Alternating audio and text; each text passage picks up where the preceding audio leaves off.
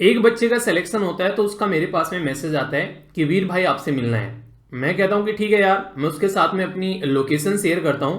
वो location follow करते करते डेस्टिनेशन पर पहुंच जाते हैं, यानी कि मेरे पास में पहुंच जाता है। आखिर वो मेरे पास में कैसे पहुंचा? क्योंकि मैंने उसके साथ में लोकेशन शेयर की और लोकेशन फॉलो करते करते वो मेरे पास में पहुंच गया। अगर मैं लोकेशन शेयर न करता तो क्या वो मैं फॉलो कर पाता, मेरे पास में पहुंच पाता? नहीं पहुंच पाता अगर मैं उसको नहीं बताता। बिल्कुल सेम प्रोसीजर आप लोगों को फॉलो करना है यूपीएससी के अंदर में। और यूपीएससी के अंदर में जो आप लोगों का वो जो मैप है जो आप लोगों को डेस्टिनेशन पर पहुंचाएगा वो है आप लोगों का सिलेबस। ये सिलेबस फॉलो करते करते आप लोगों को चलना है और आप लोगों का टारगेट आप लोगों को मिल जाएगा। आज की इस वीडियो के अंदर में मैं आप लोगों को प्रीलिम्स का सिलेबस, मेंस का सिलेबस, ऑप्शनल का सिलेबस, कई सारे बच्चों को तो ये नहीं पता कि एथिक्स का भी कोई सिलेबस होता है क्या, तो उसके बारे में भी मैं आप लोगों से बात करने वाला हूं। ये पूरी की पूरी वीडियो जो है हर एक उस बच्चे के लिए फायदेमंद है जिसको सिलेबस को लेकर दिक्कत होती है। ये वीडियो देखने के बाद में कभी भी सिलेबस को लेकर दिक्कत नहीं होने वाली है, इस बात की मैं आप लोगों को गारंटी देता हूं। क्योंकि जब से नोटिफिकेशन आया ये क्वेश्चन सबसे ज्यादा मेरे से पूछा गया कि सर सिलेबस के बारे में बता दो। और सबसे बड़ी बात तो यह कि कोई भी माँ के पेट से सीख के नहीं आता है। इसमें क्वेश्चन पूछने की कोई ऐसा नहीं कि हम लोगों ने क्वेश्चन पूछ के कुछ गलती कर दी। क्वेश्चन पूछो, अगर कोई नहीं बताता है तो उसको आप लोग खुद से सर्च करो, सर्च कर कर उसमें सर मारो, अपने को डेस्टिनेशन पे पहुंचना है, ये फाइनल हमारा टारगेट होना चाहिए।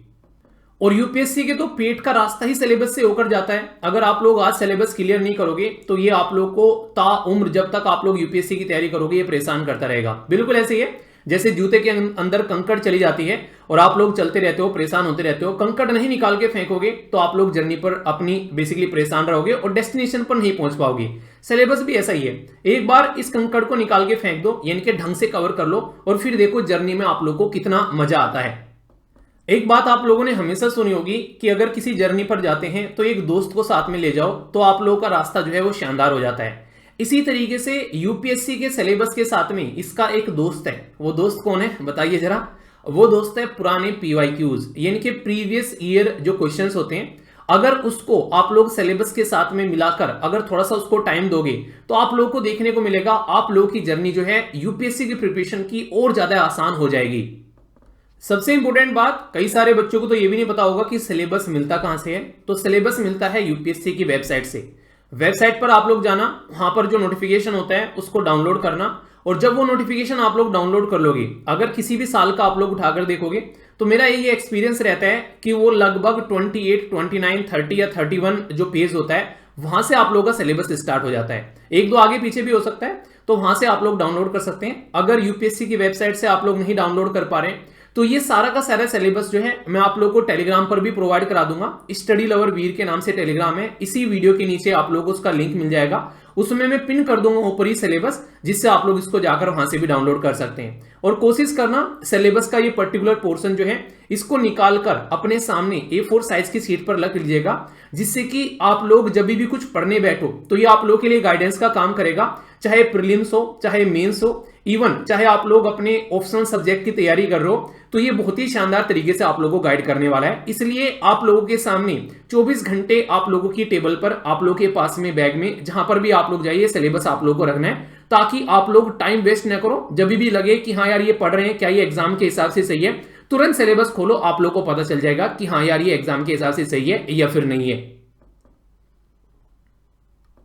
अच्छा, एक और छोटी सी बात, अगर आप लोग यूपीएससी का प्रिपरेशन करते टाइम सिलेबस निकाल लेते हो, उसके साथ में एक छोटा सा काम और कर लेना। अगर आप लोग चाहते हो कि सोने पर सुहागा हो जाए, उसके साथ में 10 ईयर के क्वेश्चन पेपर और रख लेना। इससे आप लोगों की जिंदगी जो है बहुत आसान हो जाएगी। और एक छोटा सा सजेशन जो मेरे एक्सपीरियंस पर मैं बोल रहा हूं, या फिर आप लोग किसी भी ऐसे इंसान से पूछ सकते हैं जिसने सिलेक्शन लिया है।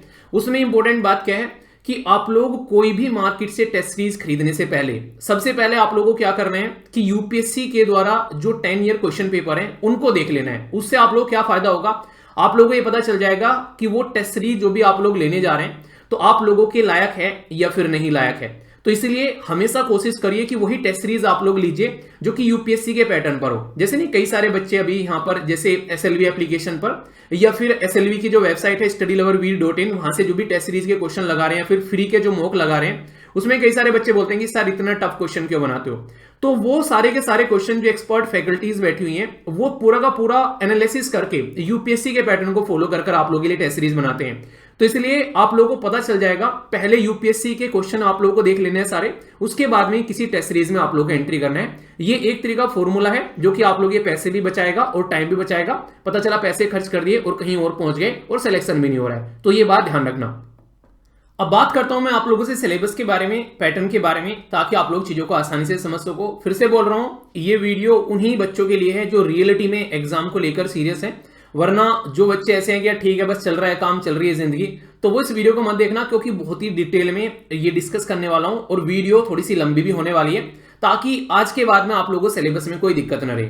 सबसे पहले आप लोग देख सकते हैं कि सिलेबस फॉर द एग्जामिनेशन, यानी कि इस पर्टिकुलर एग्जाम जो कि आप लोगों को आईएएस आईपीएस ऑफिसर बनाता है, आईएफएस ऑफिसर बनाता है, या फिर बोलूं कि सोसाइटी में बहुत ही एक रेप्यूटेड पोजीशन पर पहुंचाता है, उसका ये सिलेबस है। इसको फॉलो करिए बिल्कुल ऐसे ही जैसे आप लोग अपने रिलीजन को फॉलो करते हैं।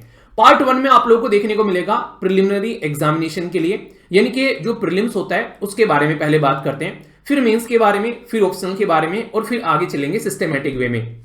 यहां पर बात की जा रही है प्रीलिम्स के बारे में। प्रीलिम्स में आप लोगों को 2 पेपर देखने को मिलते हैं। पेपर नंबर 1 होता है, ये आप लोगों का 200 मार्क्स का होता है, और पेपर नंबर 2 होता है, वो बेसिकली वो भी 200 मार्क्स के आप लोगों को देखने को मिलेगा। दोनों के लिए जो टाइम ड्यूरेशन है वो आप लोग देख सकते हैं, यहां पर 2-2 घंटे दोनों के लिए टाइम ड्यूरेशन आप लोगों को देखने को मिलेगी।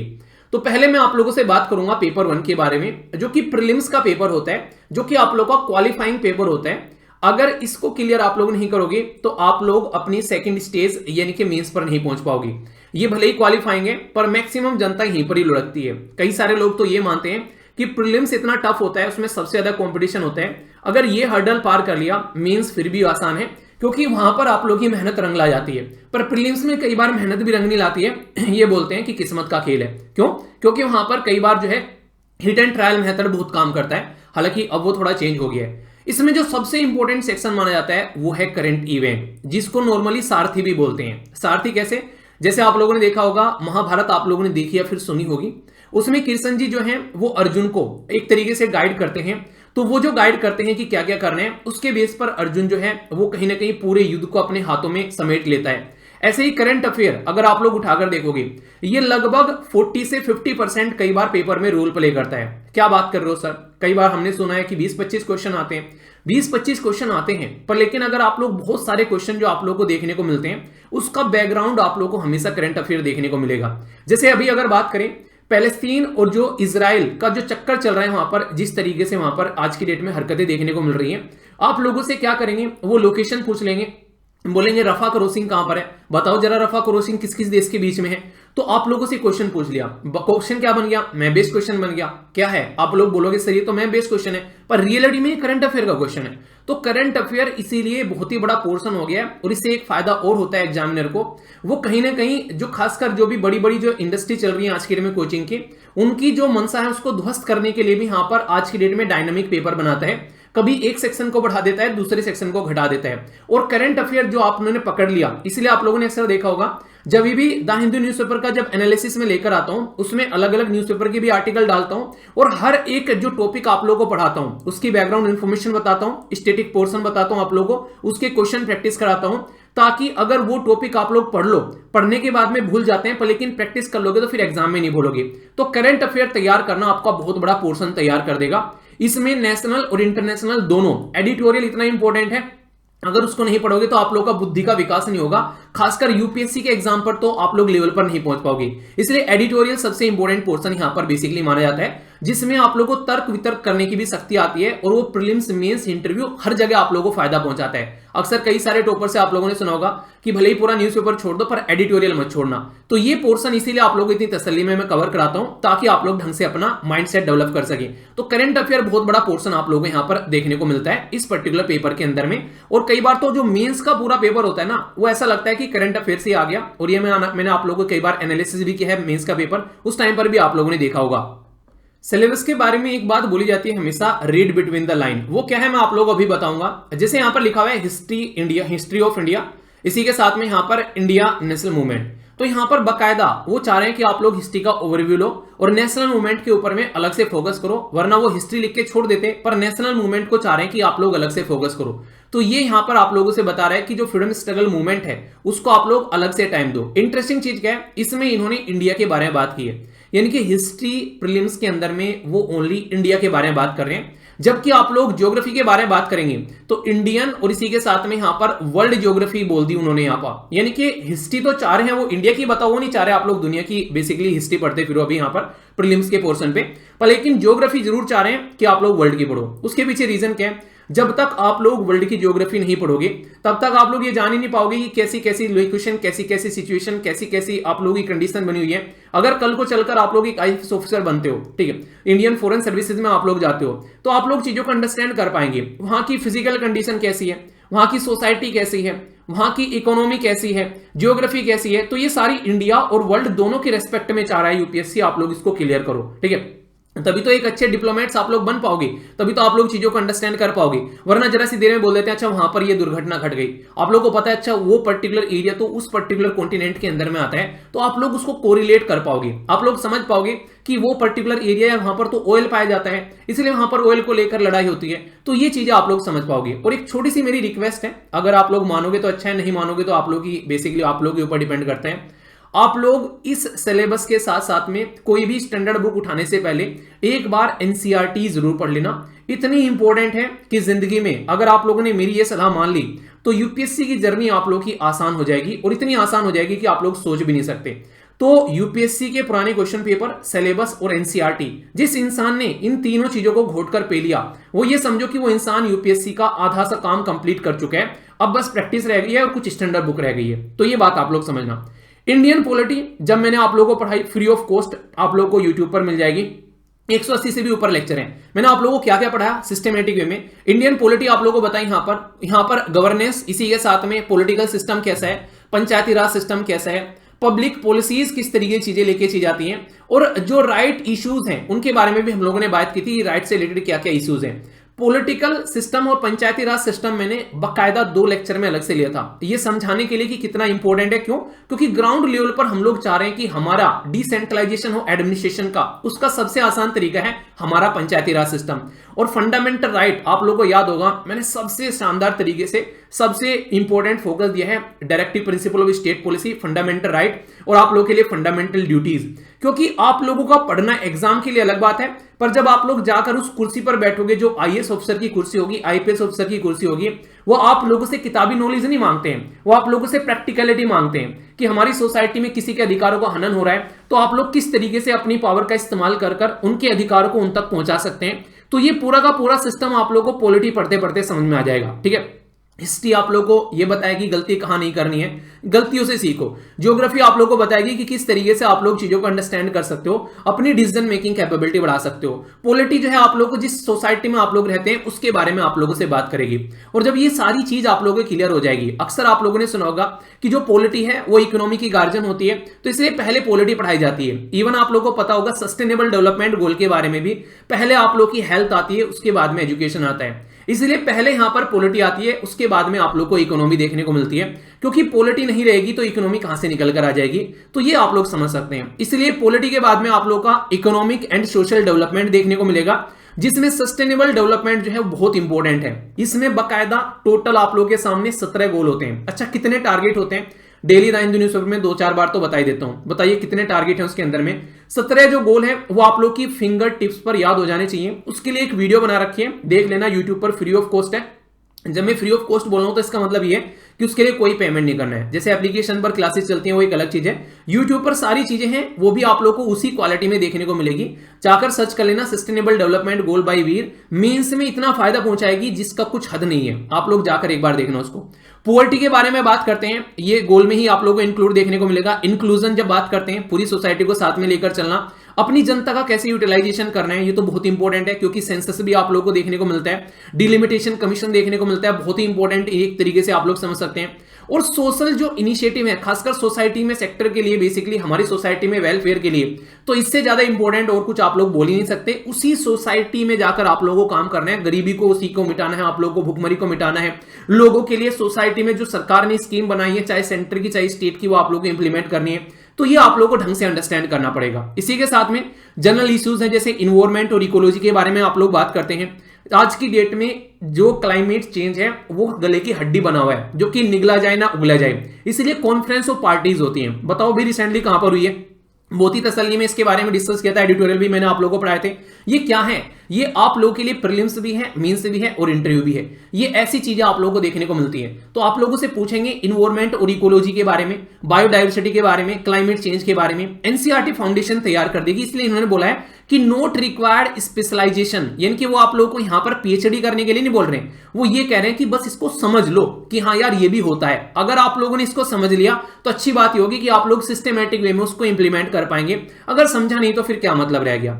यहां पर जनरल साइंस के बारे में बात की जा रही है। अगर आप लोग रेगुलर लेक्चर देखते हो द हिंदू वाला, उसमें आप लोगों को याद होगा मैंने इसरो के बारे में भी डिस्कस किया था कि इसरो ये चाह रही है कि लोगों को बेसिकली पता चले कि किस तरीके से वो अपनी जिंदगी में नॉर्मल साइंस को भी यूज कर सकते हैं। इसीलिए 8वीं क्लास के पास बच्चे जो कि 9वीं में एडमिशन ले चुके हैं, उनके लिए एक पुरस्कार स्टार्ट किया गया है इसरो के द्वारा। एक कंपटीशन टाइप का है जिसमें लगभग वो आप लोगों को 2 हफ्ते अपने पास में रखते हैं, आप लोगों को लेबोरेटरी दिखाते हैं इसरो की, इसरो के साइंटिस्ट से मिलाते हैं, ताकि इवन एक साइंटिफिक टेम्पर जनरेट किया जा सके सोसाइटी के अंदर भी।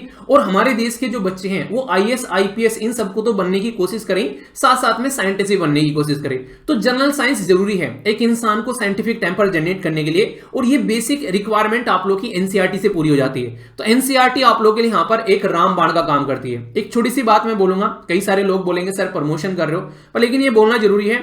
एनसीईआरटी इतने शानदार तरीके से आप लोगों को पढ़ाई गई है जिसकी कुछ हद नहीं है। आप लोग अगर जाकर देखोगे, आज की डेट में देश का सबसे सस्ता कोर्स एनसीईआरटी का निकाला गया है एसएलवी के द्वारा।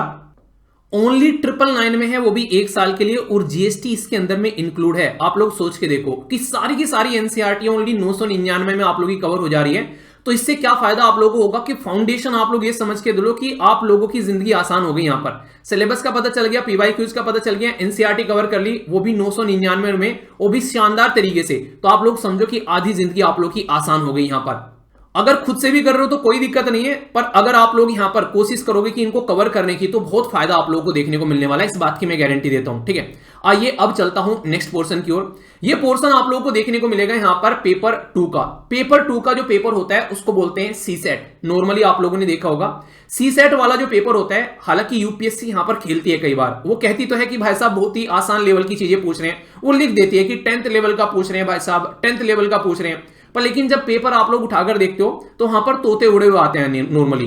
तो यहां पर आप लोग का बहुत बड़ा पोर्शन कवर हो जाएगा कॉम्प्रिहेंशन, जब आप लोग न्यूज़पेपर पढ़ोगे। ठीक है, इंटरपर्सनल ये स्किल जो including communication skill newspaper role play करेगा। लॉजिकल रीजनिंग और एनालिटिकल एबिलिटी, ये आप लोग की प्रैक्टिस आप लोग को यहां पर बेसिकली फाइनल डेस्टिनेशन तक पहुंचाएगी। कई सारे लोग ताव में रहते हैं कि हाँ सीसेट तो क्लियर हो जाएगा, 33% ही तो करना है, 66 ही तो मार्क्स लेकर आने, 200 में से कौन सी बड़ी बात है। भाई साहब ये आप लोगों को 2-2 साल 3-3 साल तक लटकाए रखता है अगर इसको टाइम नहीं दोगे। डिसीजन मेकिंग कैपेबिलिटी वो जानना चाहते हैं, प्रॉब्लम सॉल्विंग आप लोग की एक तरीके से मेंटेलिटी जानना चाहते हैं, किस तरीके से आप लोग प्रॉब्लम को लेते हो। तो ये कहीं ना कहीं आप लोग देखोगे ना, ये सारी की सारी चीजें इस सिलेबस को समझोगे। यूपीएससी ने आप लोगों को टेस्ट करना स्टार्ट कर दिया है यहीं से कि आप लोग ऑफिसर बनने लायक हो कि नहीं, आप लोग डिसीजन ले पाते हो कि नहीं, प्रॉब्लम सोल्व कर पाते हो कि नहीं, एनालिटिकल आप लोग की एबिलिटी है कि नहीं। तो ये जनरल मेंटल एबिलिटी, आप लोग किस तरीके से चीजों को समझने की कोशिश करते हो, बेसिक न्यूमेरेसी क्या आप लोगों की क्लियर है। ये कहीं ना कहीं आप लोग chart, graph, table, data sufficiency, ये आप लोगों ने देखा होगा जब न्यूज़पेपर पढ़ते हो तो रेगुलर एक डेटा पॉइंट आता है वहां पर। अगर आप लोग चीजों का एनालिसिस करना चाहते हैं, इस एरिया में कितने क्राइम हो रखे हैं, क्या क्या दिक्कतें आप लोगों को देखने को मिल रही है, पहले क्राइम कितने थे अब क्राइम कितने हो गए, पहले भुखमरी कितनी थी अब कितनी भुखमरी हो गई है, आईएएस ऑफिसर यही चीजें सर्च कर इनका स्टडी कर ही तो पॉलिसी बनाता है। अगर ये चीजें आप लोगों को नहीं पता होगी तो कैसे आप लोग चीजों को लेकर चलोगे। तो ये फाउंडेशन है, आप लोगों को यहीं से ही यूपीएससी ने परखना स्टार्ट कर दिया है। अगर ढंग से आप लोग देखोगे तो ये स्टार्टिंग से आप लोगों को क्लियर करके चलना है, ये बात आप लोग ध्यान रखना। तो सी सेट को बिल्कुल भी हल्के में नहीं लेना है। अब जो बता रहा हूं उसको थोड़ा सा और ध्यान से सुनिएगा, क्योंकि आप लोगों को इसको लेकर माइंड में कई बार डाउट हो सकते हैं कि यहां पर सर पेपर तो 2 होते हैं, पर लेकिन कैसे आप लोग देखते हैं कि ये क्वालिफाइंग है, या फिर पहले पेपर में कितने मार्क्स यहां पर और दूसरे में लगभग क्या होता है। तो ये बातें मैं आप लोगों को बताता हूं यूपीएससी इसको कैसे देखती है। यूपीएससी ने साफ साफ लिखा है नोटिफिकेशन में कि पेपर 2 जो कि होता है, जिसको आप लोग सीसेट बोलते हो, ये क्वालिफाइंग पेपर है। ये इनके 33 फिक्स मार्क्स आप लोगों को लेकर आने हैं, 33%, यानी कि लगभग 66 नंबर आप लोगों को लेकर आने हैं 200 में से। टोटल आप लोगों के सामने 200 मार्क्स रहते हैं पर 80 क्वेश्चन रहते हैं। तो यहां पर ये बोलते हैं कि 66 नंबर लेकर आओ आप लोग उनमें से। ठीक है, तो यहां पर क्वेश्चन जो है उसमें आप लोग मल्टीपल चॉइस और ऑब्जेक्टिव टाइप भी क्वेश्चन आप लोगों को देखने को मिलते हैं। पर बहुत ही इंपॉर्टेंट बात बोलिए कि मैंडेटरी है कैंडिडेट को कि दोनों पेपर में वो क्या करे, दोनों पेपर में जो प्रीलिम्स के हैं एग्जामिनेशन में, वो यहां पर तभी आप लोगों के बेसिकली इवेल्युएट किए जाएंगे जब आप लोग क्या करोगे, उसमें अपीयर होगे, वो तो मैंडेटरी है। और इसी के साथ में यहां पर जब आप लोग का यहां पर 33% मार्क्स आ जाएंगे तभी आप लोग का जीएस वाला पेपर जो है वो चेक होगा, ये बात आप लोग ध्यान रखिएगा, तो ये जरूरी है। अब इसका आसान तरीका क्या है, आप लोगों को यहां पर अगर कॉम्प्रिहेंशन तैयार करना है तो एटलीस्ट हिंदू न्यूज़पेपर का डेली एक आर्टिकल आप लोग जरूर पढ़िए, एक एडिटोरियल बेसिकली, उससे क्या होगा कॉम्प्रिहेंशन आप लोगों का काफी अच्छा होता चला जाएगा। किसी को भी अगर दिक्कत है, देखिए जीएस में आसानी रहती है कि आप लोग सिलेबस देख लो, आप लोग पीवाईक्यूज देख लो, आप लोगों को फायदा हो जाएगा, और एनसीईआरटी, तीन चीजें आप लोग की नैया पार लगा देगी, ठीक है।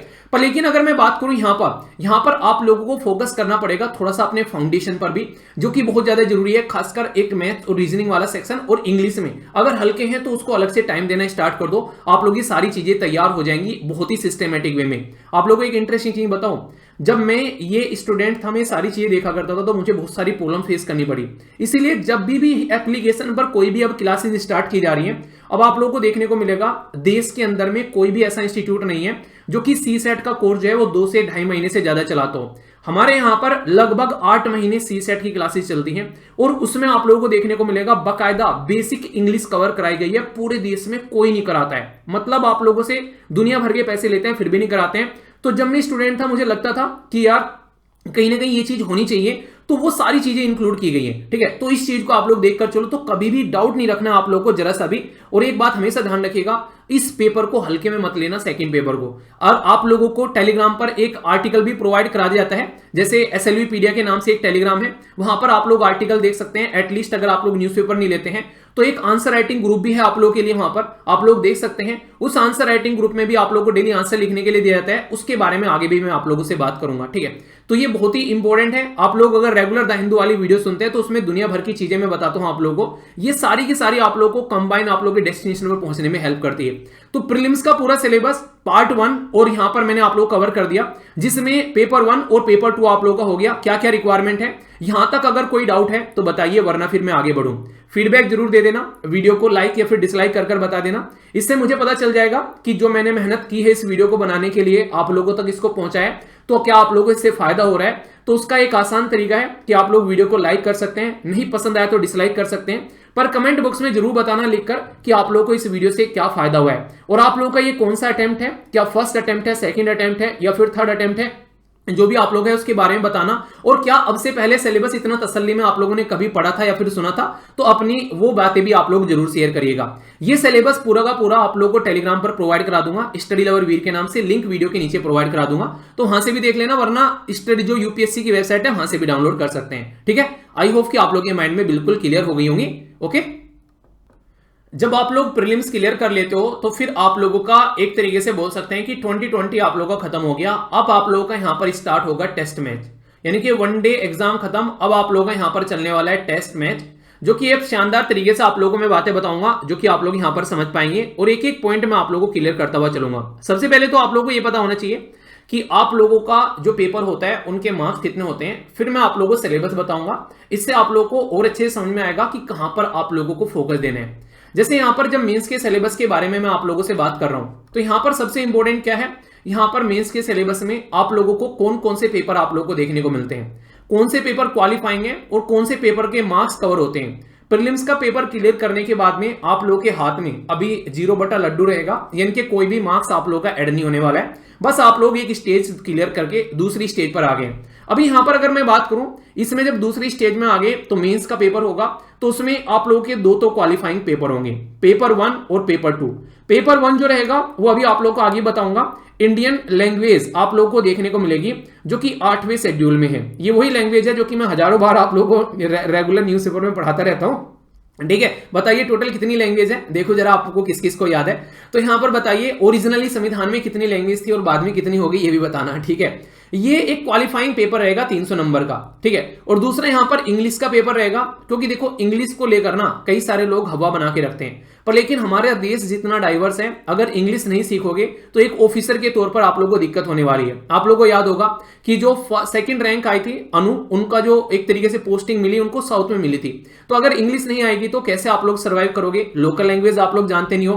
तो इसलिए जरूरी है इंग्लिश को आप लोग को हवा नहीं बनाना है, टाइम देकर सीखना है, और थोड़ा सा टाइम दोगे तो आप लोग सीख भी लोगे।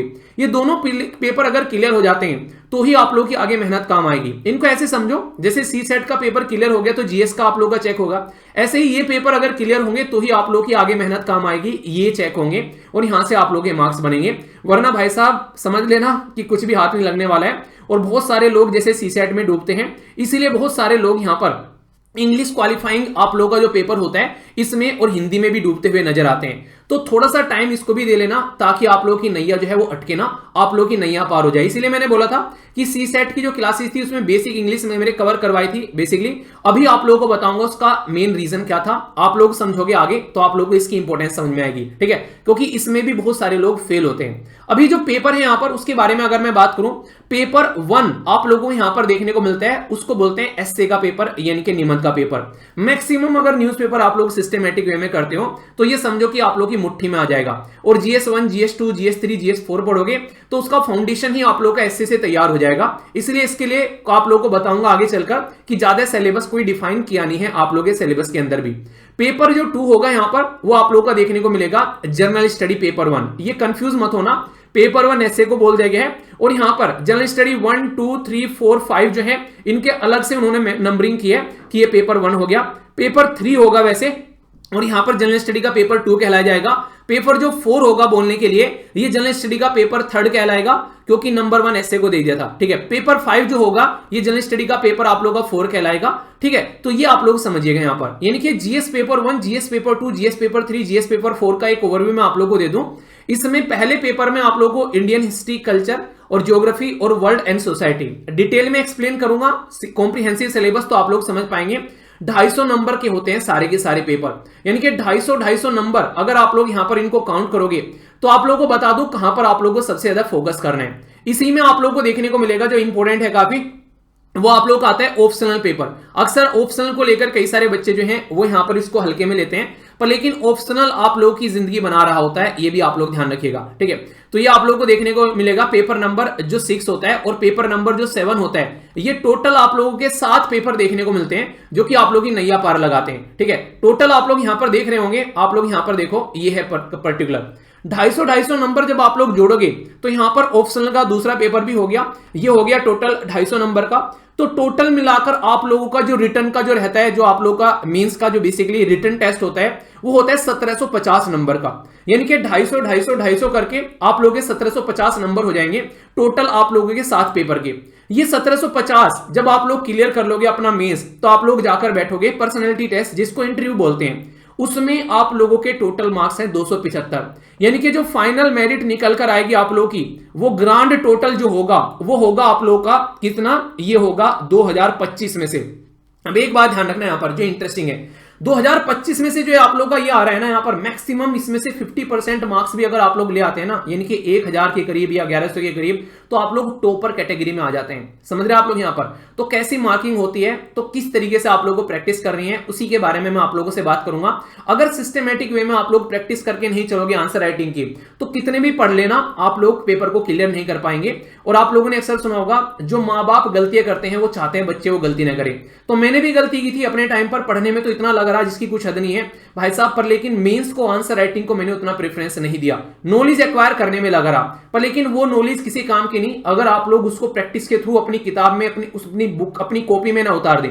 क्योंकि वहां पर वो एग्जामिनर जब आप लोग की कॉपी चेक कर रहा होता उसको आप लोग का थोपड़ा दिखाई नहीं देता है कि ये कैसा इंसान है, कितना पढ़ा लिखा इंसान है, फिर क्या कर रहा है। आप लोगों की जो कॉपी है जिसमें आप लोग लिख कर आए हो वही आप लोग का फेस है, वही आप लोग का चेहरा है, वही आप लोगों को दिखाता है कि आप लोगों ने क्या पढ़ाई की है। पर लेकिन पढ़ लिया और लिख नहीं पा रहे हैं, और ये मैक्सिमम बच्चों की प्रॉब्लम होती है। आप भी सोचते होंगे कि यार पढ़ तो लिया पर लिखने बैठते हैं तो दिमाग जाम हो जाता है। उसके बारे में मैं आप लोगों से बात करूंगा, क्योंकि दिमाग अगर चोक हो गया, आप लोग लिख नहीं पा रहे हैं, तो फिर पढ़ा लिखा सब धरा रह जाएगा, ऑफिसर बनने का सपना जो है वो पानी में बह जाएगा। तो इसलिए उसके ऊपर भी 100% आप लोग का फोकस होना चाहिए। तो यानी कि कहने का मतलब क्या हो गया कि आप लोगों के सामने जो टोटल फोकस देने वाला एरिया है वो है ये 7 पेपर, जिसमें आप लोग की मेरिट लिस्ट जो है वो तैयार होने वाली है। तो इसको बिल्कुल भी हल्के में आप लोगों को नहीं लेना है। मार्क्स क्लियर हो गए, पर्सनैलिटी टेस्ट 275 का हो गया। एक आप लोगों को सजेशन है, जो एक्सपीरियंस के बेस पर भी आप लोग बोल सकते हो, पर्सनैलिटी टेस्ट के ऊपर में रिलाई मत रहना बिल्कुल भी। कोशिश करो कि 100% मेहनत अपनी इतनी कर दो कि आप लोगों के मेंस में फाड़ के नंबर आ जाएं।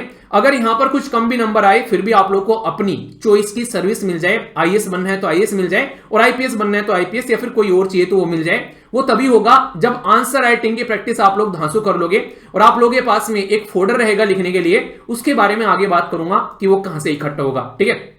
तो यहां तक कोई डाउट है तो बताइए, वरना फिर मैं आगे चलता हूं, क्योंकि डाउट को क्लियर करके ही जाना है। और फिर से बोल रहा हूं, जो जो भी आप लोग को ये मेन पॉइंट मैं बता रहा हूं, इनको बाकायदा आप लोग एक तरीके से स्क्रीनशॉट ले लेना इनको और अपने सामने चिपका लेना, क्योंकि आज सुनोगे कल भूल जाओगे, परसों पता चलेगा हाँ कुछ सुना था फिर भूल गए, पता नहीं कहां चल रही है जिंदगी, और नॉर्मल पैटर्न में आ जाओगे।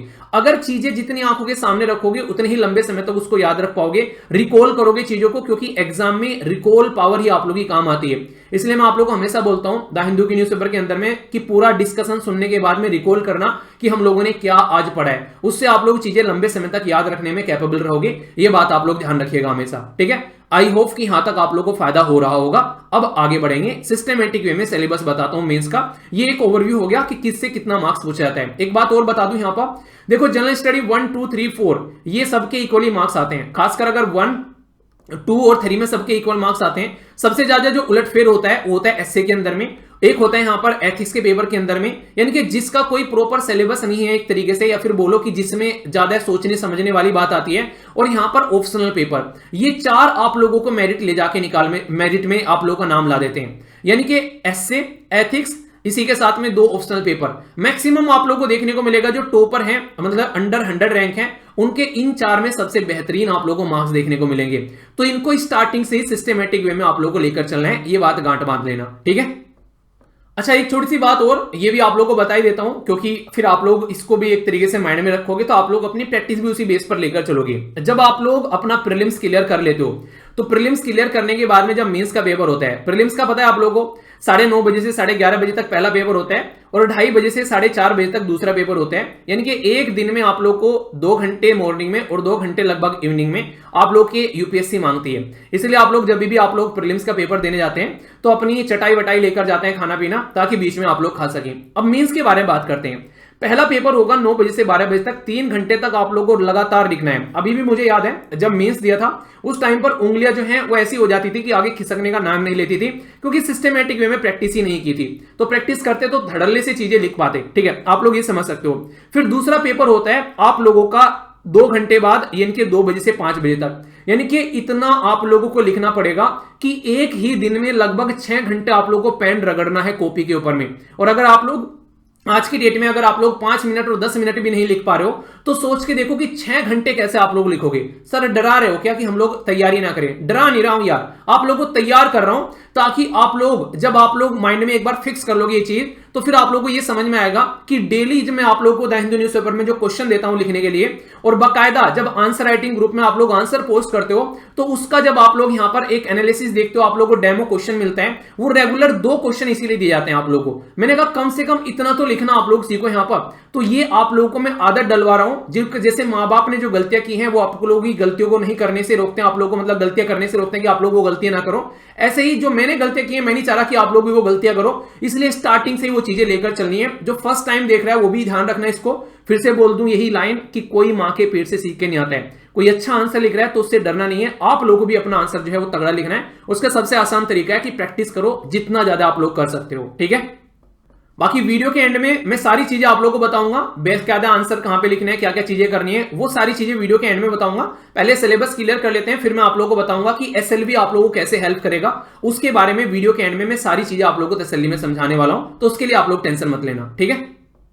अच्छा, प्रीलिम्स का पेपर बताते हुए मैंने एक बात बताई थी, उसने लिख दिया था कि भाई साहब आप लोगों को यहाँ पर उनको ऐसा नहीं कि आप लोगों को रिसर्च करनी है, पीएचडी होल्डर होने चाहिए आप लोग, तो ऊपर ऊपर से पढ़ लेना, ये खुद उन्होंने सिलेबस के अंदर में लिखा था। पर लेकिन यहां पर आप लोगों को देखने को मिलेगा, जब मेंस के सिलेबस के बारे में मैं आप लोगों से बात कर रहा हूं, उन्होंने बाकायदा लिख दिया है कि आप लोगों को गहराई में जाकर अंडरस्टैंडिंग होनी चाहिए, आप लोगों को ना कि आप लोगों को ऊपर ऊपर से पढ़ना है, ठीक है। तो ये आप लोग यहां पर समझ सकते हैं इन्होंने लिख दिया यहां पर कि भाई साहब डीप नॉलेज आप लोगों की चाहिएगी यहां पर, और एक एनालिटिकल पावर आप लोगों की चाहिएगी, तो उसके बेसिस पर ये आप लोगों के लिए काम करने वाले हैं। अभी मैं आप लोगों को सिलेबस बताता हूं और आप लोगों को समझाऊंगा कि जो मैं द हिंदू न्यूज़पेपर में डिस्कशन में वोकैबुलरी देता हूं, सर वोकैबुलरी क्यों देते हो, ठीक है। ये देखो क्वालिफाइंग पेपर है आप लोगों के सामने इंडियन लैंग्वेज का और इंग्लिश का, उसमें बकायदा ये बोल रहा है कि भाई साहब वोकैबुलरी किस तरीके से आप लोग यूज कर सकते हैं। प्रिसाइज राइटिंग, आप लोग पैसी राइटिंग तभी कर पाएंगे जब प्रिसाइज आप लोग तभी लिख पाएंगे जब आप लोग उसकी प्रैक्टिस करेंगे।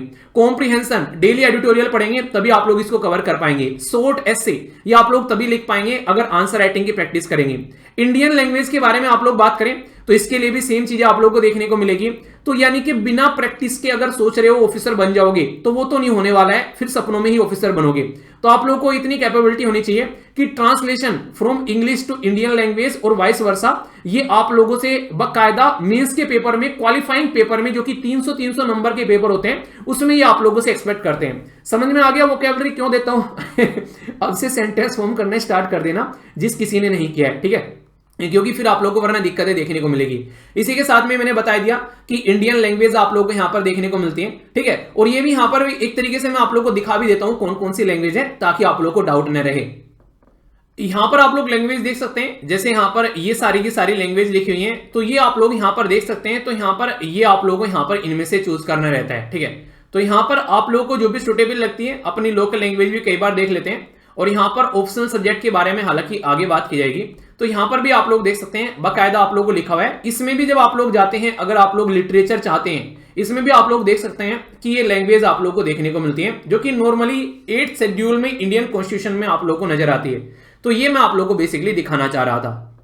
और यहां पर भी आप लोगों के लिए बोलते हैं कि मैट्रिकुलेशन या फिर इक्विवेलेंट लेवल की आप लोगों से यहां पर ये लैंग्वेज पूछेंगे, ऐसे नहीं कि बहुत हाई फाई पूछने वाले हैं। यानी कि जो ये क्वालिफाइंग पेपर होंगे वो चाहते हैं रियलिटी में आप लोग इनको क्वालिफाई करो, ठीक है। ऐसा नहीं कि वो आप लोगों को फेल करना चाहते हैं। तो इसलिए छोटी सी ये बेसिक बात है, आप लोग यहां पर याद रखिएगा, ठीक है।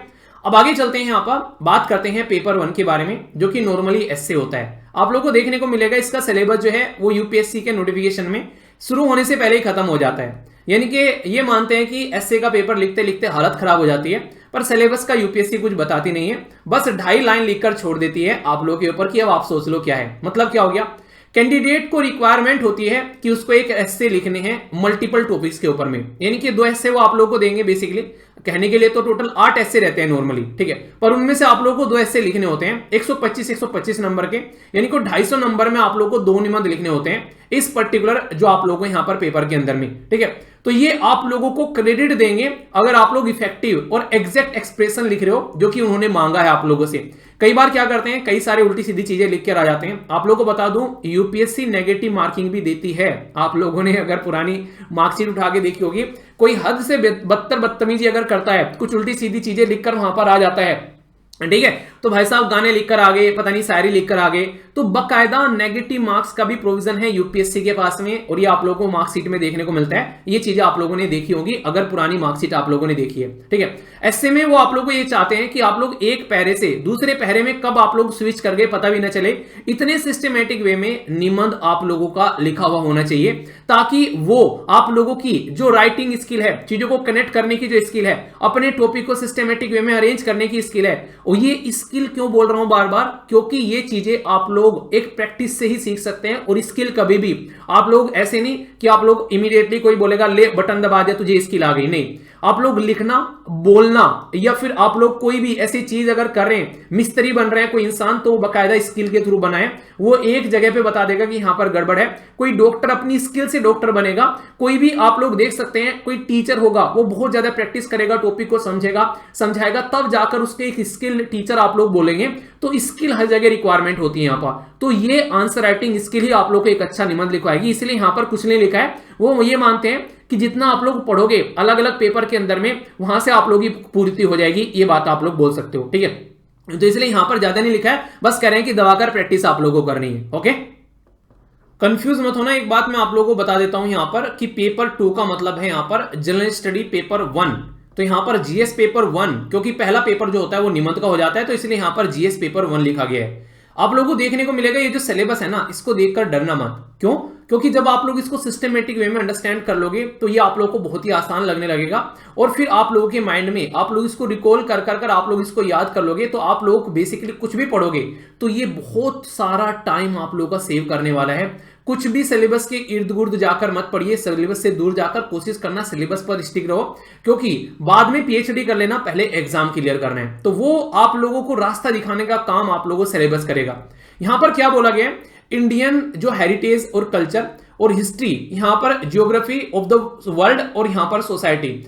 आप लोगों को याद होगा मैंने जब प्रीलिम्स के बारे में आप लोगों को बताया था तो वहां पर हिस्ट्री में मैंने आप लोगों से बात की थी कि वो इंडिया हिस्ट्री की बात कर रहे हैं, पर लेकिन ज्योग्राफी वर्ल्ड की बात कर रहे थे प्रीलिम्स में, पर लेकिन यहां पर आप लोगों को दोनों में आप लोगों को हिस्ट्री और ज्योग्राफी जो कि जीएस पेपर 1 का पार्ट है, ये वर्ल्ड और इंडिया दोनों की बात आप लोगों को कर रहे हैं। ठीक है, तो ये आप लोग यहां पर समझ सकते हैं, यानी कि ये आप लोगों को डिटेल में एनालिसिस करने की बात कर रहे हैं। अभी सुनने की कोशिश करना, बड़ी आसान शब्दों में सारी बातें आप लोगों की क्लियर होती चली जाएंगी, आप लोग चीजों को समझते हुए चले जाओगे।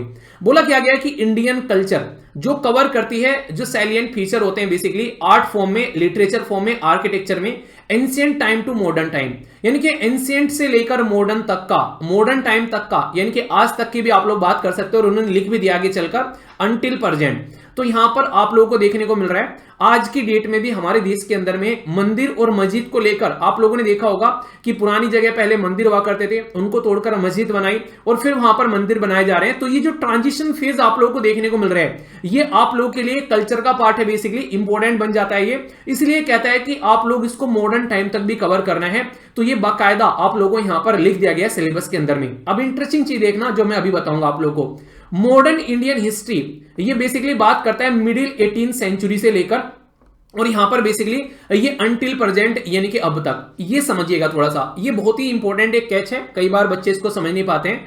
ये बात करता है लगभग 1857 की क्रांति से लेकर आज तक का। आज तक का मतलब क्या है कि प्रेजेंट टाइम पर भी जो आप लोगों की सरकार चल रही है, इसकी भी पॉलिसी नीतियों के बारे में आप लोगों से, इवेंट के बारे में, आर्टिकल 370 चेंज कर दिया, यूनियन टेरिटरी में कन्वर्ट कर दिया कुछ राज्य को, या पुराने टाइम पर पुरानी यूनियन टेरिटरी को राज्य बना दिया, या फिर हमारे देश के अंदर में कब रिजर्वेशन आ गए, यहां पर किस तरीके से हमारे देश के अंदर में क्या क्या मेजर इवेंट इंसिडेंट देखने को मिल रहे हैं, उनसे रिलेटेड पर्सनैलिटी के बारे में, और क्या क्या इश्यूज चले हुए आ रहे हैं हमारे देश के अंदर में। कई बार बात करते हैं रिजर्वेशन को हटा दो, पर लेकिन इकोनॉमिकली वीकर सेक्शन को रिजर्वेशन देकर और बढ़ा दिया, तो ये क्या चक्कर है। तो ये सारे के सारे जो इश्यूज होते हैं, ये सारे के सारे रेगुलरली आप लोगों के न्यूज़पेपर में कवर होते रहते हैं। तो इसलिए हिस्ट्री में भी न्यूज़पेपर का कंट्रीब्यूशन आप लोगों को देखने को मिलेगा, क्योंकि जो आज चला गया वो हिस्ट्री बन गया, ये समझो।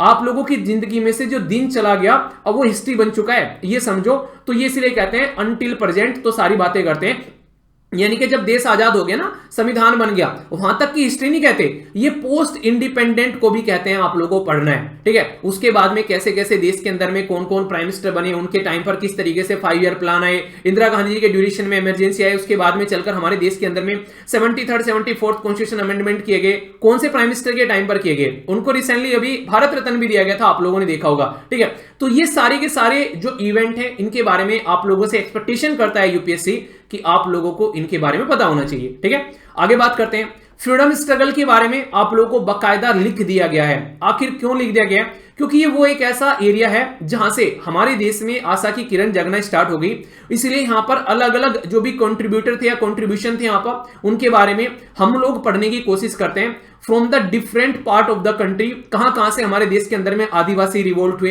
कहां कहां पर हमारे देश के अंदर में 1857 की क्रांति चली, कहां कहां पर किसानों ने विद्रोह किया। तो ये बाकायदा एक्सपेक्ट करते हैं कि आप लोगों को उनके बारे में पता हो, क्योंकि हिस्ट्री जानोगे तभी कमांड करोगे। अंग्रेजों ने रूल कैसे किया? उन्होंने पहले हमारी हिस्ट्री समझी, तब जाकर उन्होंने हमारे ऊपर रूल करना स्टार्ट किया। ठीक है, इसलिए पोस्ट इंडिपेंडेंट कंसोलिडेशन और रीऑर्गेनाइजेशन भी इन्होंने यहां पर लिख दिया है, जो मैंने आप लोगों को यहां पर बताया था। यानी कि ये कह रहे हैं आप लोगों को, ये सारी चीजें आप लोगों को सिस्टमैटिक वे में पढ़नी है, इसको जरा सा भी आप लोगों को लापरवाही से नहीं लेना है। ठीक है, तो ये बात आप लोग यहां पर ध्यान रखते हुए चलिएगा, ये आप लोग समझ सकते हैं यहां पर। ठीक है, अभी आगे बात करता हूं आप लोगों से। यहां पर आप लोगों से बात की जा रही है किसके बारे में?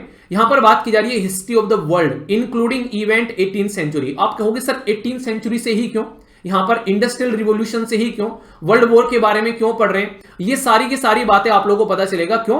क्योंकि हमारे देश के ऊपर में अंग्रेज रूल कर रहे थे, वहां पर इंडस्ट्रियल रिवॉल्यूशन स्टार्ट हुआ तो उससे हमारे देश के ऊपर में इंपैक्ट पड़ा। क्यों? हमारे देश के अंदर से वो रॉ मटेरियल निकाल के लेकर जा रहे हैं, हमारे देश की लेबर फोर्स का इस्तेमाल कर रहे हैं, उन्होंने एग्रीकल्चर बर्बाद कर दी ताकि यहां से उनके पास में लैंडलेस लेबर फोर्स बन जाए ताकि उनका इस्तेमाल वो कर सके।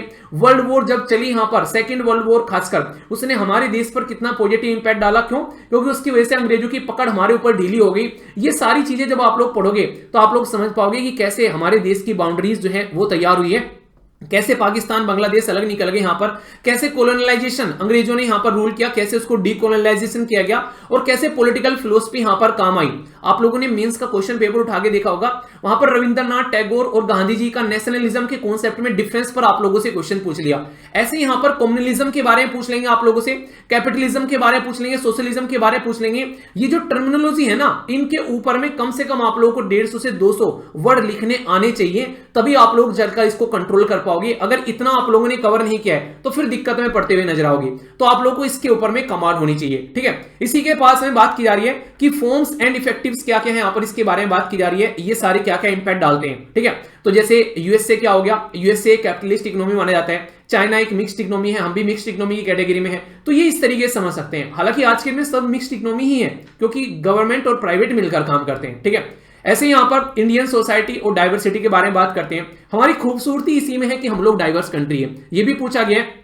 वुमेन और जो बेसिकली बात करते हैं उनसे रिलेटेड ऑर्गेनाइजेशन या पॉपुलेशन, ये ऐसे इशू हैं गरीबी जो कि आप लोगों को सस्टेनेबल डेवलपमेंट गोल में काफी ज्यादा देखने को मिलते हैं। आप लोग एक आईएएस ऑफिसर बन गए, कल को चलकर एक डिस्ट्रिक्ट के ऑफिसर बन गए, अब वहां पर अर्बनाइजेशन की प्रॉब्लम देखने को मिल रही है, वहां पर दुनिया बढ़ती जा रही है, पर लेकिन रियलिटी में ग्राउंड लेवल पर कोई सोल्यूशन देखने को नहीं मिल रहा है। तो ये आप लोगों से बात करते हैं ग्लोबलाइजेशन कैसे इंपैक्ट डाल रही है इंडियन सोसाइटी के ऊपर में।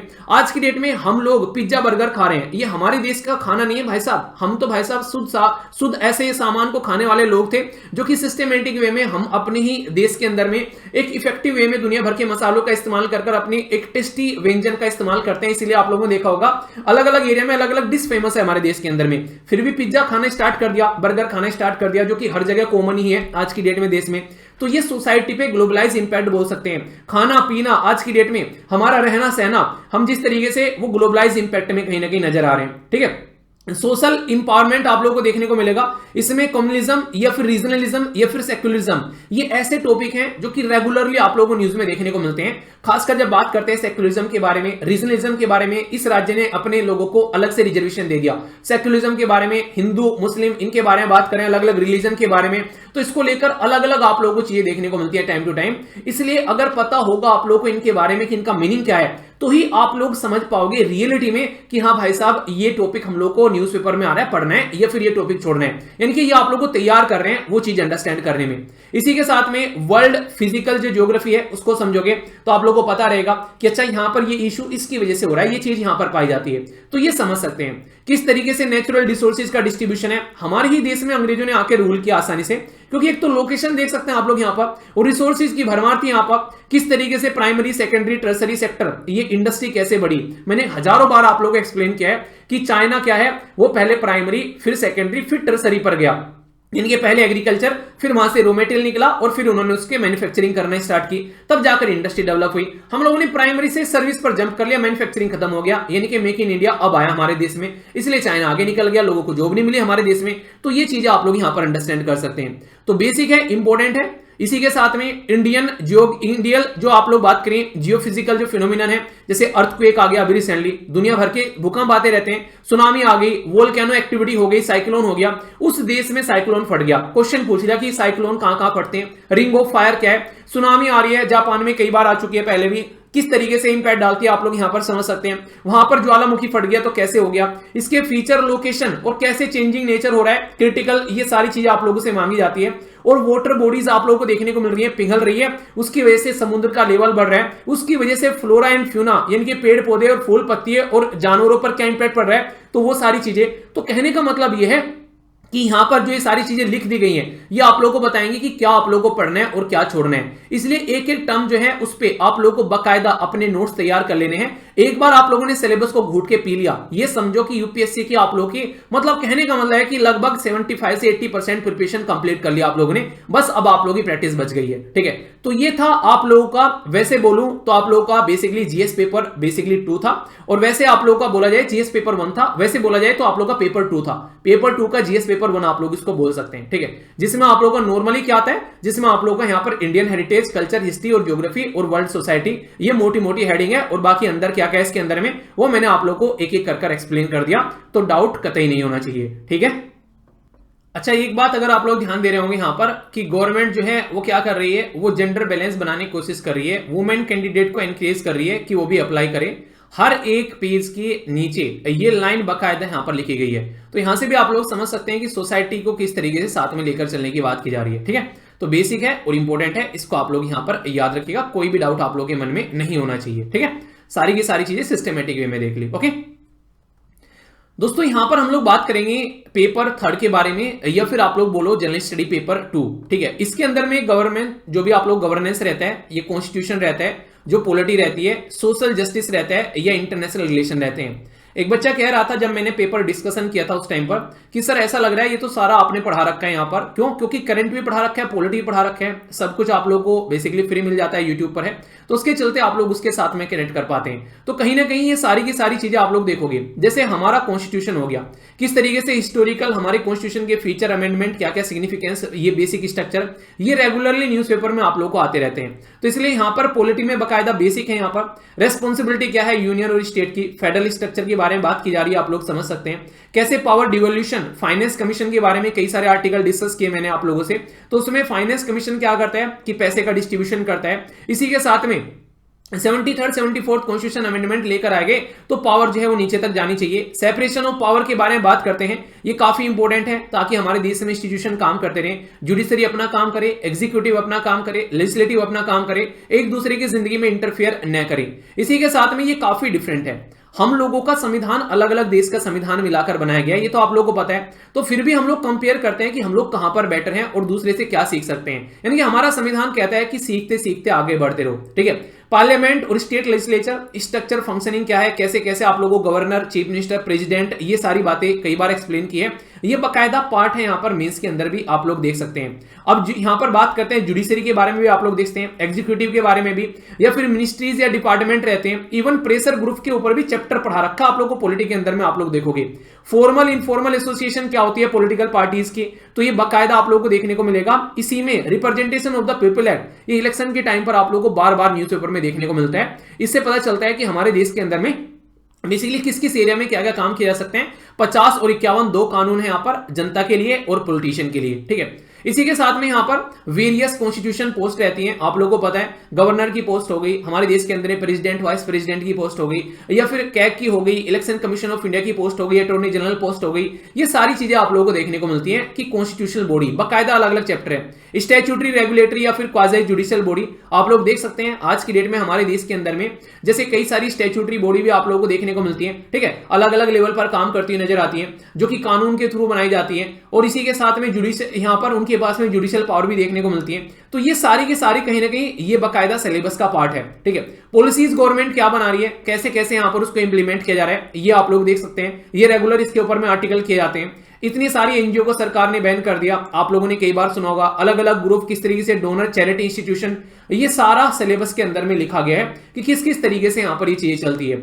और वेलफेयर वनरेबल सेक्शन, जिसमें आप लोग वुमेन, बच्चे, बुजुर्ग, उनके बारे में, तो सेंटर और स्टेट दोनों को मिलकर काम करना पड़ेगा, ये भी यहां पर इनके द्वारा बोला गया है। बकायदा स्कीम लेकर आनी पड़ेगी, कानून बनाने पड़ेंगे। लिखा नहीं आप लोगों ने कि सरकार ने कानून बना दिया महिलाओं को सपोर्ट प्रोवाइड कराने के लिए, या फिर 33% रिजर्वेशन देने के लिए, तो क्या है ये उनको इंपावर करने का तरीका है यहाँ पर। और इसमें यहाँ पर जो इश्यूज होते हैं related to social sector service, जैसे हेल्थ के बारे में, एजुकेशन के बारे में, ह्यूमन रिसोर्स के बारे में, अगर हमारे देश के अंदर में अच्छी हेल्थ नहीं होगी तो किस तरीके से हम लोग जनता को सही लेकर आगे चल पाएंगे।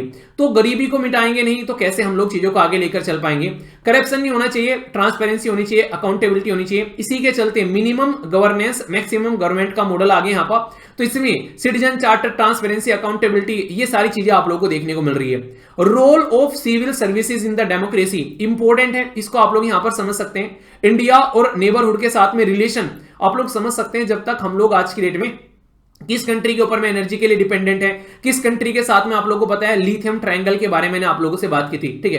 तो अगर हम लोग पता होगा कि हमको बैटरी बनानी है देश के अंदर में, तो कौन कौन से देश से ला सकते हैं, क्या हमारे देश में भी हम लोगों ने खोज लिया है। बायलैटरल रिलेशन, रीजनल ग्रुपिंग के बारे में बात करें, अभी आप लोगों को पता है हम लोग छोटे छोटे ग्रुप बना रहे हैं, I2U2 हो गया, ये ऐसे ग्रुप आप लोगों को देखने को मिल रहा है, ब्रिक हो गया, या फिर यहां पर क्वाड हो गया। ये क्या है, ये एक तरीके से एक ऐसी कंट्री के साथ में रिलेशन है जिसके साथ में थॉट हमारे जैसे हैं, ठीक है। और इससे क्या इंपैक्ट पड़ता है, उस देश में हमारे देश के लोग भी रहते हैं, तो कहीं ना कहीं हमारा डायस्पोरा है, तो उसके साथ में कैसे रिलेशन बनाने हैं, तो ये भी जरूरी है। पॉलिसीज और जो पॉलिटिक्स होती है, डेवलप और डेवलपिंग कंट्री, बांग्लादेश के इलेक्शन क्या हो रहे हैं, ये यूएस से सोच रहा है कि वो इंपैक्ट करते, पाकिस्तान में क्या चल रहा है उसमें इंटरफियर किया जा रहा है। तो इंडिया का इंटरेस्ट जहां जहां पर है उनके ऊपर हमारा फोकस रहना भी जरूरी है, ठीक है। और इंटरनेशनल इंस्टीट्यूशन जैसे कि WHO हो गया, या फिर वही आप वर्ल्ड ट्रेड ऑर्गेनाइजेशन हो गया, UN हो गया, इनमें रिफॉर्म के बारे में बात की जाती है, इनकी स्ट्रक्चर के बारे में बात की जाती है। तो GS पेपर 2 का पार्ट है ये सारा का सारा, डायरेक्टली आप लोग सिलेबस देख सकते हैं, ठीक है। कोई भी डाउट, कोई भी दिक्कत नहीं होनी चाहिए। ये सारी जो आप लोग डेली रेगुलर न्यूज़पेपर पढ़ते हो ना, ये समझ लो कि ये यहीं से ही पूरा का पूरा बना हुआ है आप लोग का, ठीक है। तो इसलिए न्यूज़पेपर बहुत ही इंपॉर्टेंट रोल प्ले करता है जब आप लोग मेंस के बारे में बात करते हैं। इवन ऐसे भी टॉपर्स हैं जिन्होंने ये बोला है कि न्यूज़पेपर पढ़कर उन्होंने मेंस निकाल दिया, और ये झूठ नहीं है, ये रियलिटी है जब आप लोग यहां पर सिलेबस को देखोगे सिस्टमेटिक वे में उठाकर। तो दो पेपर आप लोगों को ऐसे देखने को मिलेंगे, GS पेपर जो आप लोगों का सेकंड है और थर्ड है, वो मैक्सिमम न्यूज़पेपर से कवर होता है। इसको यहां पर GS पेपर 4 बोल रहे हैं क्योंकि पहला ऐसे का पेपर था, और यहां पर इसको GS पेपर 3 बोल रहे हैं जो कि यहां पर नंबरिंग के बेसिस पर है। इसमें टेक्नोलॉजी, इसमें इकोनॉमिक डेवलपमेंट, इसमें बायोडाइवर्सिटी, इसमें इन्वायरमेंट, इसमें सिक्योरिटी और डिजास्टर मैनेजमेंट, ये मेन जो बेसिकली हेडिंग है वो आप लोगों को यहां पर देखने को मिलती है। जैसे आप लोग बात करते हैं इंडियन इकोनॉमी के बारे में, भारतीय अर्थव्यवस्था, उसमें क्या क्या इश्यूज हैं, किस तरीके से प्लानिंग की जा रही है, कभी भाई साहब इन्फ्लेशन हो रहा है तो कभी मंदी आ रही है, कभी तेजी आ रही है, ठीक है, ग्रोथ कैसा हो रहा है, डेवलपमेंट कैसा हो रहा है, इसकी बेसिस पर कितना हम लोगों को जॉब दे रहे हैं, ये सारी बातें आप लोगों को बाकायदा टॉपिक लिखकर दे रखे हैं। इसीलिए कई बार आप लोगों ने टॉपिक देखा होगा, खासकर महिलाओं की इंप्लॉयमेंट पर अलग से बातें आ रही है निकलकर, क्योंकि इंक्लूसिव ग्रोथ है ना, सबको साथ में लेकर चलेंगे। और गवर्नमेंट बजटिंग के ऊपर में बाकायदा मेंस में भी क्वेश्चन आप लोगों से पूछा गया, कैसे बजट तैयार करती है, लक्ष्मीकांत में पूरा चैप्टर है, और मैंने डिस्कस भी कर रखा है शानदार तरीके से कौन कौन से फेज होते हैं। जरा बताइए, देखता हूं कौन बताता है। आज की डेट में MSP को लेकर चक्कर चल रहा है, तो क्रॉपिंग पैटर्न क्या है हमारे देश के अंदर में, किस तरीके से हम लोग वहां पर सिंचाई करते हैं, कैसे हम लोग चीजों को स्टोर करते हैं, ट्रांसपोर्ट कर सकते हैं, कैसे हम लोग बेचते हैं उसको ले जाकर मार्केट में, तो किसानों से रिलेटेड पूरा मुद्दा है। इवन बात करते हैं कि ई टेक्नोलॉजी फार्मर को भी ऐड दो और उसको उनसे रिलेटेड इशू को आप लोग लेकर चलो ताकि किसान भी टेक्नोलॉजी का इस्तेमाल कर सकें। इसलिए ड्रोन का इस्तेमाल आप लोगों ने देखा होगा दवाइयां छिड़कने के लिए आज की डेट में।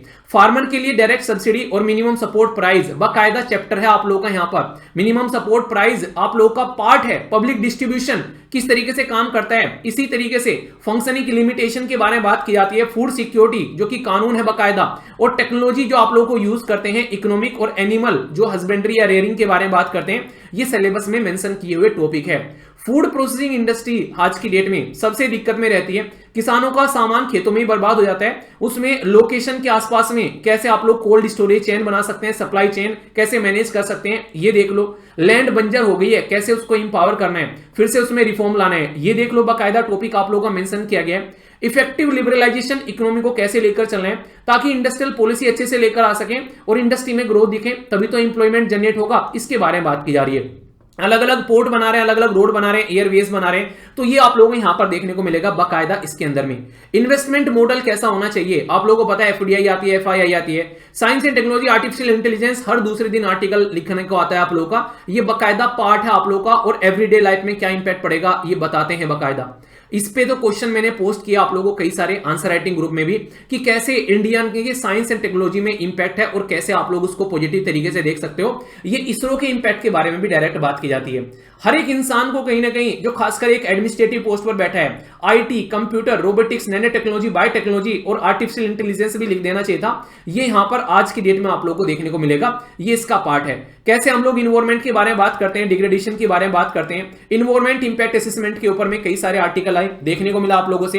कभी लैंडस्लाइड हो रही है तो कभी कहीं पर आप लोग को बाढ़ आ रही है, कहीं पर सूखा पड़ रहा है, तो डिजास्टर के बारे में बात की जा रही है यहां पर, ये आप लोग समझ सकते हैं। इसी के साथ में डेवलपमेंट किस तरीके से, एक्सट्रीमिज्म भी कई बार आप लोगों को देखने को मिलता है, तो उसको कैसे लेकर चल सकते हैं। कैसे एक्सटर्नल स्टेट यानी कि आप लोगों को देखने को मिलेगा यहां पर जो दूसरी कंट्री या नॉन स्टेट एक्टर यानी कि टेररिज्म, वो इंटरनल सिक्योरिटी को बर्बाद करता है, इसके बारे में भी आप लोगों का टॉपिक है बाकायदा।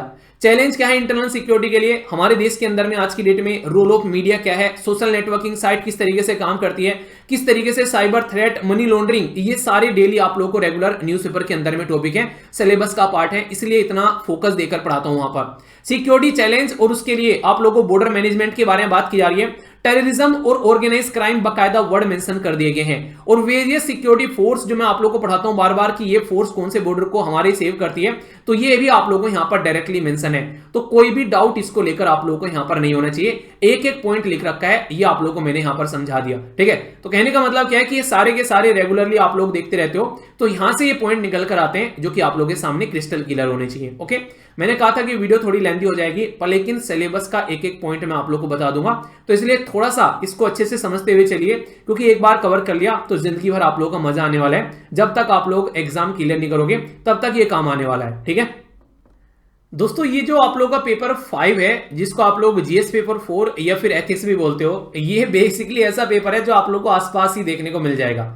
इसलिए यहां पर इन्होंने स्टार्टिंग में सिलेबस को बताने से पहले यूपीएससी ने बाकायदा आप लोगों के लिए यहां पर मेंशन कर दिया है स्टार्टिंग में, अगर आप लोग देखोगे चीजों को, कि this paper with include question जो टेस्ट करते हैं कैंडिडेट का जो एटीट्यूड है, अप्रोच है, इशू रिलेटेड टू, जैसे इंटीग्रिटी हो गया, प्रोबेबिलिटी हो गया, यानी कि ईमानदारी कितनी है पब्लिक लाइफ में। देखो इंसान के बारे में आप लोगों ने ये सुना होगा कि असली इंसान का कैरेक्टर तब पता चलता है जब उसके हाथ में पावर होती है, जब तक पावर नहीं है तब तक कुछ नहीं है। पावर आने के बाद में वो कैसे यूटिलाइज करता है उसको, आईएएस बन गए उसके बाद में क्या आप लोग सोसाइटी के लिए कर रहे हो, तो किस तरीके से आप लोग चीजों को कॉन्फ्लिक्ट जो हो रहे हैं उनके साथ में डील कर रहे हो, तो ये आप लोगों को सिखाते हैं। इसमें एथिक्स बहुत बड़ी चीज है, ह्यूमन इंटरफेस, इसमें आप लोग किस तरीके से ह्यूमन वैल्यूज है, कहते हैं ना जैसा घर ऐसा ही उसका, जैसा देश वैसा बेस, तो role of family, society, education, ये बातें देखने को मिलेगी। पब्लिक प्राइवेट रिलेशन ये देखने को मिलेगा। तो ह्यूमन जो एक्शन है उसका कहीं ना कहीं पावर उसको दो, तो आप लोग को पता चल जाएगा कि क्या क्या इंपैक्ट देखने को मिलते हैं। तो एथिक्स की अलग अलग डायमेंशन यहां पर समझाने की कोशिश की गई है, ऐसा आप लोग बोल सकते हो, ठीक है। एटीट्यूड कैसे है कि किस तरीके से उसकी चीजें देखने को मिलती है, किस तरीके से उसका बिहेवियर चेंज होता है अगर एक सिचुएशन में डाला जाता है, क्या उसको अगर कोई घूस देगा तो क्या उसकी मोरल वैल्यूज वो साइड में रख देगा, अगर उसको किसी ने 10 रुपए दिए तो नहीं ले रहा हूं भाई साहब, मैं तो एक ईमानदार आदमी हूं, किसी ने 10 करोड़ रुपए दिए तो पिघल गया, उसके लिए 10 रुपए और 10 करोड़ मतलब क्वांटिटी में एक तरीके से मैटर कर रहा है, वरना पिघल जा रहा है, ज्यादा दो तो मैं पिघलू, थोड़े में नहीं पिघलूंगा, तो ये हरकतें नहीं होनी चाहिए। इसीलिए यहां पर एप्टीट्यूड क्या होना चाहिए, फाउंडेशन वैल्यूज क्या है, एक सिविल सर्विसेज के अंदर में क्या क्या इंटीग्रिटी होनी चाहिए, कोई भी भेदभाव नहीं होना चाहिए, डिसीजन मेकिंग कैपेबिलिटी, एम्पैथी होनी चाहिए। सिंपैथी तो आप लोगों ने सुना होगा, नॉर्मली एम्पैथी होता है कि हम लोग उस चीज को भी अंडरस्टैंड कर पा रहे हैं, जो हम लोगों ने नॉर्मली फील किया उसका दर्द सेम फील हम लोग कर पा रहे हैं, ये आप लोग बोल सकते हैं, खासकर सोसाइटी में वीकर सेक्शन। इसीलिए गांधी जी ने भी बोला था कि इस सेक्शन को हम लोग को पीछे छोड़ के नहीं देना है, चलना है, ठीक है। इमोशनल इंटेलिजेंस होना चाहिए, नहीं कोई इमोशन कर बेवकूफ बनाकर चला गया। आप लोग को पता होना चाहिए कि कैसे आप लोग को एडमिनिस्ट्रेशन में अच्छी गवर्नेंस प्रोवाइड कराने के लिए इसका यूटिलाइजेशन करना है, ठीक है। मोरल वैल्यू तो बहुत ही इंपॉर्टेंट है, इसलिए अलग अलग थिंकर के बारे में बात की जाती है, गांधी जी कैसे लेकर चले, रविंद्रनाथ टैगोर जी के बारे में बात की जा रही है। आप लोगों को देखने को मिलेगा यहाँ पर कई सारी इंपॉर्टेंट पर्सनैलिटी, खासकर जैसे सरदार वल्लभ भाई पटेल जी के बारे में आप लोग बात करते हैं, ठीक है। इसी के साथ में भगत सिंह जी के बारे में आप लोग बात करते हैं, तो इनके बारे में भी आप लोगों को बहुत सारी चीजें देखने को मिलती है कि इनके थॉट्स के डिस्कशन किए जाते हैं बाकायदा। इवन लबासना में जब आप लोग जाओगे वहां भी इनके बारे में पढ़ाया जाता है कि एक साइड में पढ़ा लिखा राजा था जिसको आप लोग बोलते हैं बेसिकली मोहम्मद बिन तुगलक, वो बेवकूफ बन गया, उसका एडमिनिस्ट्रेशन फेल हो गया। बिना पढ़ा लिखा राजा था जिसको अकबर बोलते हैं, वो चला के ले गया। तो पढ़ाई भी कई बार मैटर नहीं करती है, कई बार आप लोगों का सोचने समझने का जो तरीका है वो मैटर करता है। मम्मियां ज्यादा पढ़ी लिखी नहीं होती है फिर भी घर चला लेती हैं, तो ये समझ सकते हैं आप लोग यहां पर, ठीक है। स्टेटस और प्रॉब्लम देखने को मिलती है, एथिकल कंसर्न आप लोगों को देखने को मिलता है इंस्टीट्यूशन में, कि कोई भी इंस्टीट्यूशन कितना अच्छा काम करेगा उसमें आप लोगों को अगर एथिकल चीजें अच्छी हैं, उसका लीडर कैसे है, अकाउंटेबिलिटी, एथिकल गवर्नमेंट, ये सारी की सारी आप लोगों की कॉर्पोरेट गवर्नमेंट मोरल वैल्यूज सारी आप लोग आसपास देखोगे, सारा सिस्टम वही है जो कि आप लोगों को आसपास दिखाई देता है कि कहीं भी करप्शन को अगर हटा दोगे तो शानदार तरीके से आप लोग काम कर पाओगे। ईमानदारी गवर्नेंस के अंदर में, ठीक है, पब्लिक सर्विस के अंदर में ईमानदारी की बात करें, अच्छी गवर्नेंस होनी चाहिए, इसीलिए ईमानदारी के बारे में बात की जा रही है। और वो कब आएगा, जब लोगों को इंफॉर्मेशन मिलेगी, इसलिए राइट टू इंफॉर्मेशन है, इसलिए ट्रांसपेरेंसी है गवर्नमेंट के अंदर में। राइट टू इंफॉर्मेशन एक्ट ही से तो निकल कर आता है, कोड ऑफ एथिक्स कैसे काम करना चाहिए आप लोगों को, code of conduct, citizen charter, ये सारी की सारी जो चीजें हैं बाकायदा इसीलिए रखी गई ताकि करप्शन को मिटाया जा सके और यहां पर पब्लिक फंडिंग का ढंग से यूटिलाइजेशन किया जा सके, और वो तब होगा जब एक ईमानदार इंसान उस पोस्ट पर बैठा होगा। तो इसीलिए यहां पर ये चैप्टर डाल दिए गए हैं। पढ़ाया तो जाता है पर लेकिन ईमानदारी देखने को मिलती नहीं है फिर भी, ठीक है। इसीलिए केस स्टडी आती है आप लोगों के सामने ताकि आप लोग चीजों को हैंडल कर सको कि आपको सिचुएशन दे दी, वो समझना चाह रहे हैं कि सिचुएशन में पढ़ने के बाद में आप लोगों का माइंड कैसे चलना स्टार्ट होता है। इसलिए यूपीएससी आप लोगों को पहले ही परख लेती है भाई साहब, ये चीज आप लोग देखोगे यहां पर। नेक्स्ट पोर्शन आप लोगों का आता है यहां पर, ये है ऑप्शनल सब्जेक्ट का। ऑप्शनल सब्जेक्ट दोस्तों अगर मैं आप लोगों को यहां पर बताऊं तो यहां पर अगर इसका सिलेबस में डिस्कस करने बैठूंगा तो आप लोग यहां पर देख सकते हैं टोटल मिलाकर आप लोगों के सामने 26 ऑप्शनल है। तो 26 ऑप्शनल का अगर मैं सिलेबस डिस्कस करूंगा तो बिल्कुल आप लोग समझ सकते हैं कि 3 दिन तक लगा रहूंगा मैं इसके अंदर में। इसलिए आप लोग का ऑप्शनल सब्जेक्ट क्या है कमेंट बॉक्स में जरूर बताना, और अपने अपने ऑप्शनल का जो सिलेबस है वो आप लोगों को यहां पर कवर करना है। और उसमें अगर आप लोगों को कोई भी डाउट आएगा कि सर ये चीज समझ में नहीं आ रही है तो फिर कमेंट बॉक्स में आकर बताना, आगे फिर उससे रिलेटेड मैं वीडियो आप लोगों को बताऊंगा। प्रीलिम्स इसी के साथ में मेंस के अलग अलग पेपर आप लोगों को सारे बता दिए मैंने एक एक कर उसके सिलेबस के बारे में सारी बातें कर दी। अब ऑप्शनल भी इतना ही इंपॉर्टेंट है, इसलिए इसको आप लोगों को हल्के में नहीं लेना है, ये बात मैं आप लोगों को बता दे रहा हूं। तो इसको आप लोग जरूर सिस्टमेटिक वे में कवर करिएगा वरना दिक्कत देखने को मिलेगी। कुछ बातें जरूर सुनना, अगर यहां तक आप लोगों ने देख लिया है तो ये बातें आप लोगों के लिए बहुत ही इंपॉर्टेंट है। अगर आप लोगों को समझ में नहीं आता है आप लोगों का टाइम कहां बर्बाद होता है, क्या क्या दिक्कतें देखने को मिलती हैं। एसएलवी प्लानर है, स्टडी लवर वीर के टेलीग्राम पर जाना। एसएलवी प्लानर आप लोगों को ऊपर ही पिन मिल जाएगा, इस पर जाकर जैसे आप लोग पिन पर क्लिक करोगे इसको डाउनलोड कर लेना। इसको आप लोग डाउनलोड करके कम से कम आप लोग 30 पेज निकाल लेना, उनको पिन करना और डेली अपने टाइम को यहां पर भरते हुए चलना। तो इससे आप लोग अपने टाइम को बहुत ही इफेक्टिवली यूटिलाइज कर पाओगे और आप लोगों को देखने को मिलेगा आप लोग की इफिशिएंसी जो है वो बढ़ना स्टार्ट हो जाएगी। आप लोगों को ये पता नहीं चलता टाइम कहां बर्बाद हो जाता है। तो ये आप लोगों का अपने ऊपर नजर रखने का सबसे आसान तरीका आप लोगों को देखने को मिलेगा। बाकी आप में से कौन कौन इसको यूटिलाइज कर रहा है ये भी जरूर बताना। और यूपीएससी की अगर आप लोग तैयारी करना चाहते हैं तो सारे पेड कोर्सेज के बारे में इंफॉर्मेशन आप लोगों को यहां पर मिल जाएगी। एनसीईआरटी का फाउंडेशन कोर्स आप लोगों को देखने को मिल जाएगा, पेड टेस्ट सीरीज आप लोगों को यहां पर मिल जाएगी, प्रैक्टिस क्विज भी है, फ्री प्रैक्टिस सेशन भी आप लोगों को यहां पर देखने को मिल जाएंगे। और अगर आप लोग चाहते हैं कि यार ये पर्टिकुलर जो भी आप लोग बेसिकली पीवाईक्यूज अगर आप लोगों को चाहिए तो सारे पीवाईक्यूज भी यानी कि पुराने क्वेश्चन पेपर यूपीएससी के प्रीलिम्स के आप लोग के जीएस और सीसेट के सारे यहां से जाकर आप लोग डाउनलोड कर सकते हैं। स्टडी लवर वीर के नाम से studyloverveer.in के नाम से वेबसाइट है और इसी नाम से आप लोगों को एप्लीकेशन भी देखने को मिल जाता है जहां पर सारी चीजें सिस्टमेटिक वे में आप लोगों को प्रोवाइड कराई गई हैं। और खुशी की बात यह जब एप्लीकेशन अगर आप लोग डाउनलोड करोगे तो एप्लीकेशन की जो रेटिंग चल रही है ये काफी आप लोग देखने को मिलेगा, यहां पर 4.9 की रेटिंग यहां पर चल रही है। तो मतलब इसका मतलब है कि आप लोगों का जो प्यार है वो आप लोग बनाए रखिए इसी तरीके से। और कोई भी सजेशन होता है तो आप लोग जरूर बताइए और एप्लीकेशन अगर डाउनलोड करते हैं तो रेट जरूर करना। बहुत ही सीरियस कैंडिडेट यहां पर जुड़े हुए हैं जिसकी वजह से यहां पर बहुत ही हजारों लोगों को फायदा हो रहा है, बहुत सारी चीजें आप लोगों को देखने को मिलेगी। तो इसको आप लोग अपनी लाइफ का पार्ट बनाइए। आप लोगों को इस बात की गारंटी देता हूं कि कभी रिग्रेट नहीं करोगे, इतना प्रोडक्टिव आप लोगों को यहां पर इन्वायरमेंट मिलेगा बहुत ही सिस्टमेटिक वे में। तो इसको आप लोग जरूर अपनी लाइफ का पार्ट बनाइए। बाकी फ्री सेशन आप लोग के चल रहे हैं, स्टडी लवर जो एसएलवी आईएएस के नाम से एक दूसरा यूट्यूब चैनल है, वहां पर बाकायदा आप लोग ये फ्री सेशन चलते हैं जिसमें आप लोग की गाइडिंग सेशन भी आते हैं। सी सेट की क्लासेस चल रही हैं आप लोग की प्रैक्टिस की, तो वो भी आप लोग वहां पर देख सकते हैं जिससे कि आप लोग की पढ़ाई और दुरुस्त होगी। तो उसको भी अपनी लाइफ का पार्ट बनाइए जो कि आप लोग के लिए आगे और कुछ वहां पर बहुत ही सारी चीजें और भी देखने को मिलेगी आने वाले टाइम पे। तो मैं आशा करता हूं इस वीडियो ने आप लोग को बहुत कुछ सिखाया होगा, अगर हां तो बताइएगा। और इस वीडियो को क्या रेट करोगे आप लोग ये भी जरूर बताइएगा। एक छोटी सी बात और आप लोगों के सामने, आंसर राइटिंग ग्रुप है यहाँ पर जिसमें डेली आप लोगों को क्वेश्चन पोस्ट किए जाते हैं और इसमें रेगुलरली आप लोगों के लिए मॉडल आंसर भी मिलते हैं हिंदी और इंग्लिश में। इतना कम प्राइस रखा गया है कि 499 लाइफ टाइम के लिए। एक बार अगर आप लोग ज्वाइन कर लोगे तो लाइफ टाइम तक आप लोग यहां पर इसमें आंसर लिख सकते हैं। लाइफ टाइम के लिए मत ज्वाइन करना, बस हाँ ये है कि 2 साल में अपना सिलेक्शन लेकर निकल जाना है, ठीक है। बाकी यहां पर आप लोगों को दूसरों के भी आंसर आप लोग देख सकते हैं, मॉडल आंसर मिलेंगे।